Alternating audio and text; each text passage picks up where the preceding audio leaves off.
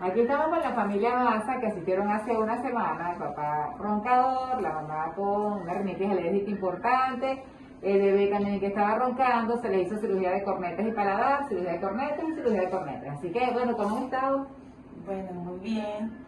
Ya mi bebé no ronca, que me parecía que algo extraño para tener una edad tan corta. No tiene tanto moquito ya en su nariz, se lava y ya no le sale tanto moco.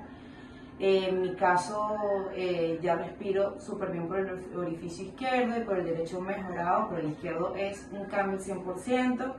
Y mi esposo ya no ronca.